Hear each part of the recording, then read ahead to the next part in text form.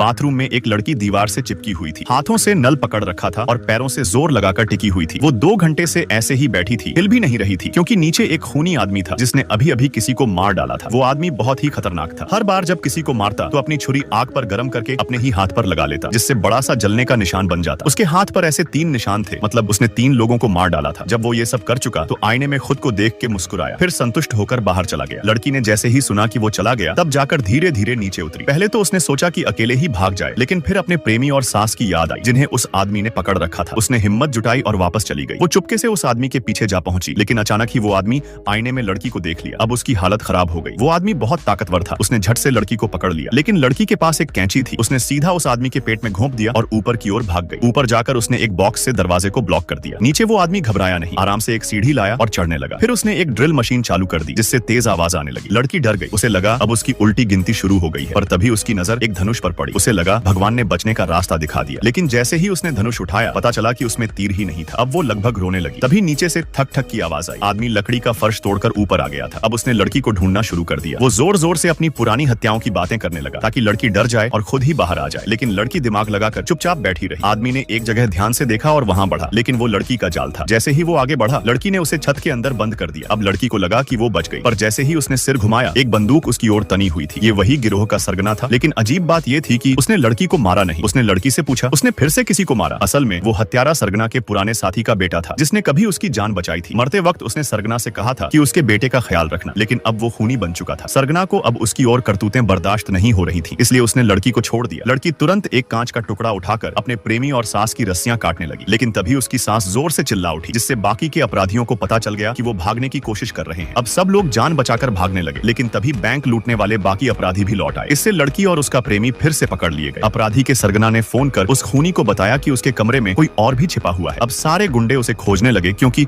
उसने उनके चेहरे देख लिए थे और अब वो उसे जिंदा नहीं छोड़ सकते थे। लड़की ने ये देखा और झटपट ऊपर की ओर भागी, लेकिन गुंडे भी उसके पीछे पीछे आ गए। उसने जल्दी से रेलिंग के पास छिपने की कोशिश की। उसे लगा कि सरगना अब उसका ठिकाना बता देगा, लेकिन ऐसा नहीं हुआ, बल्कि सरगना ने अपने ही साथियों को किसी और दिशा में भेज दिया। लड़की ने उसकी तरफ देखा और मन ही मन उसे धन्यवाद दिया, क्योंकि उसकी जान बच गई थी।